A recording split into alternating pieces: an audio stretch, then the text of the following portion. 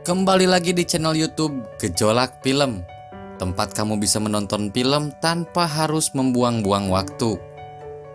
Kali ini kita akan merangkum alur cerita film yang berjudul Tale of Tales 2015. Film ini menceritakan raja yang gabut yang memelihara sebuah kutu sampai kutu itu sebesar sapi, dan parahnya lagi, kutu raksasa itu menjadi sebab anaknya dinikahi manusia raksasa.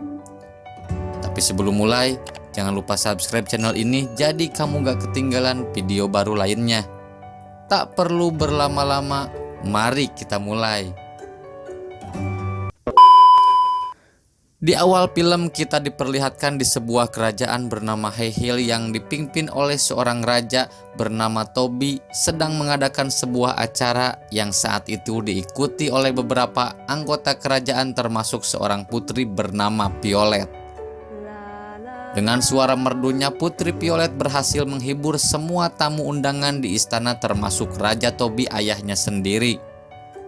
Namun di tengah acara yang sedang berlangsung, Putri Violet melihat ayahnya sedang sibuk sendiri, seperti tak menikmati nyanyian yang ia persembahkan di acara hari itu. Ternyata yang menjadi penyebab adalah seekor kutu yang Raja Toby temukan dan ia simpan di dalam kotak kaca kecil.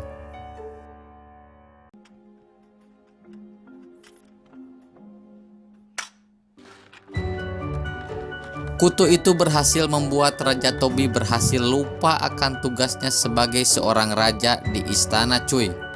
Bahkan ia juga tidak mempedulikan apapun yang ada di sekitarnya kecuali kutu yang baru saja ia temukan.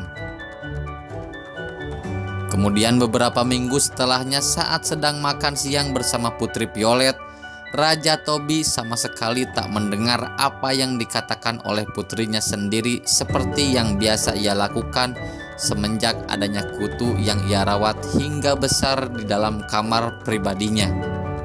Hari demi hari pun terus berlalu, hingga suatu hari tiba-tiba Raja Toby memanggil salah satu dokter di istana untuk memeriksa keadaan kutu kesayangannya yang sepertinya sedang sakit parah.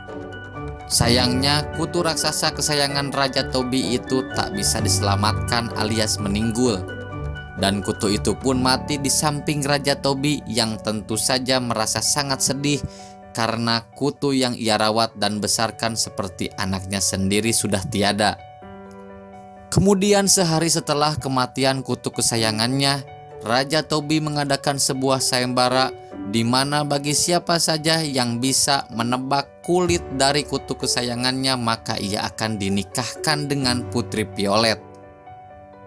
Sayembara itu pun berlalu, dimenangkan oleh seorang pria raksasa yang sama sekali tak diharapkan oleh Putri Violet, yang mengidamkan seorang pria tampan dan gagah berani untuk menjadi suaminya.